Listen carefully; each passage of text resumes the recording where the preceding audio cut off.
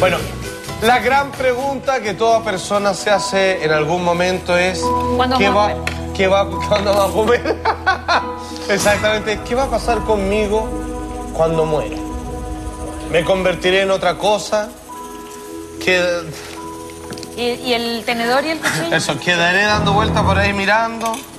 ¿Mirando vas a quedar? Exacto. Te va a reencarnar una plateada.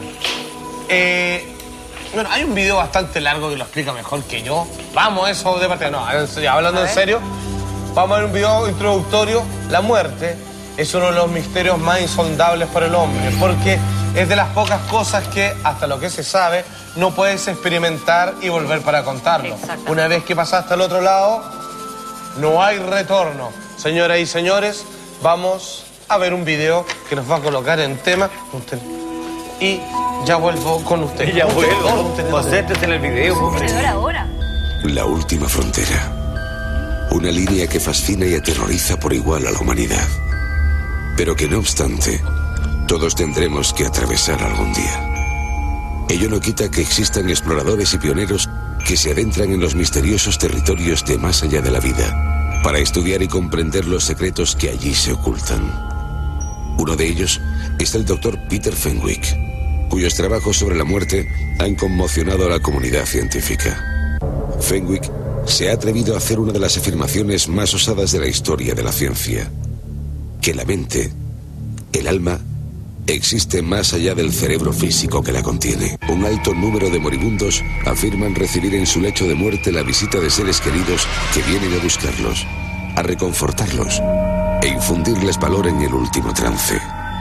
Para ellos, no es una alucinación ni un trance febril, sino algo muy real. Se informa muy a menudo de que 24 o 48 horas antes de la muerte, tus parientes fallecidos entran en la habitación en donde estás muriendo y tú puedes verlos. Y la gente que tiene estas experiencias se sienten muy confortada, y esto hace más fácil la muerte. El doctor que estamos viendo llegó a esta conclusión después de una serie de entrevistas a personas que habían vivido lo que se conoce como experiencias cercanas a la muerte.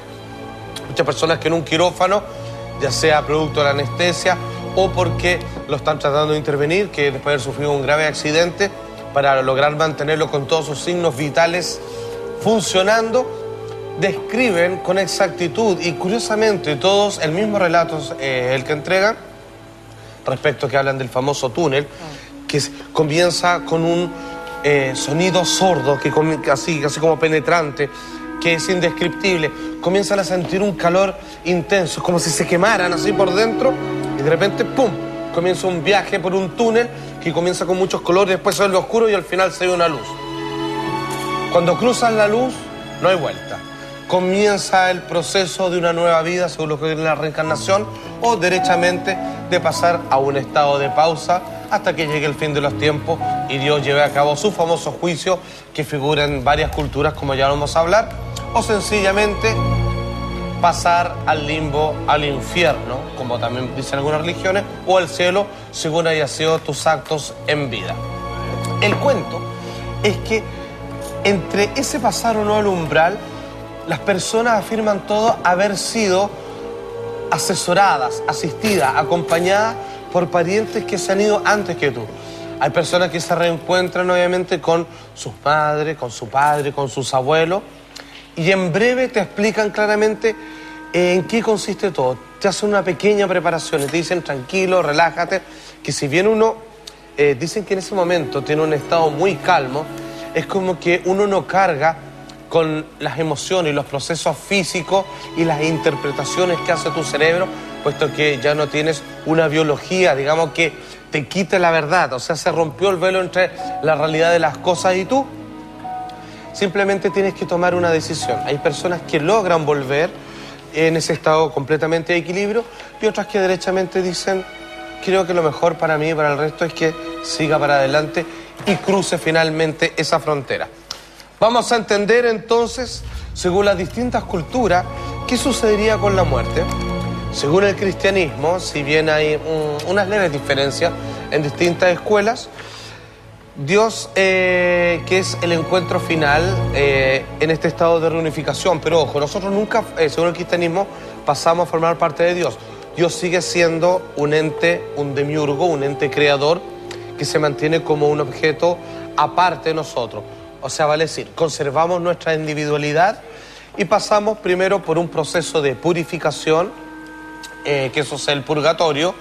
De hecho, el purgatorio tiene la cabida, por ejemplo, para personas que no creen en Dios, pero que han sido buenas, supuestamente tienen que pasar también por el purgatorio para limpiar el proceso cultural que los llevó a alejarse de la figura del Padre Creador. Entonces también necesitan, siendo que fueron con buenos actos, pasar por un proceso de reintegrarse con el conocimiento verdadero. Dígame, de acuerdo al cristianismo que la línea que está desarrollando ahora, Salfate, te lo pregunto porque dígame.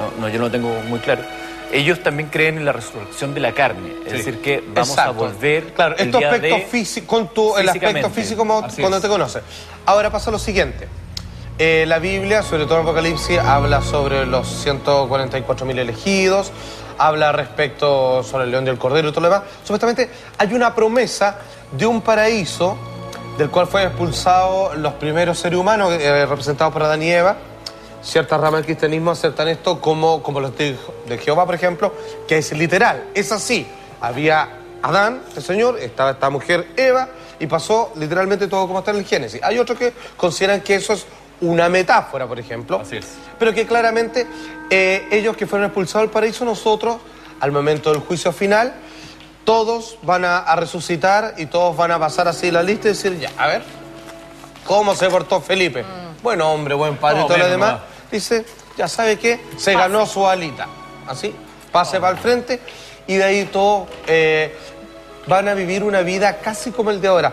No está pensado, tengo entendido yo, porque lo pregunté muchas veces cuando era pequeño, como en el concepto de ciudades, de urbe y todo, sino más bien tiene que ver con una relación de vivir en un proceso donde ya no existen los problemas de temperatura, de hambre, esas cosas, vivir armoniosamente en un estado natural y vives en un estado de contemplación y adoración a Dios. O sea, estás con los demás, vive y tienes una relación, digamos, perfecta y armoniosa con la vida y la naturaleza, que toda la manifestación en ese momento, o sea, no va a haber ni mal ni bien, solo va a estar Dios, los rescatados, digamos, los que acceden al paraíso y viviendo felices para siempre.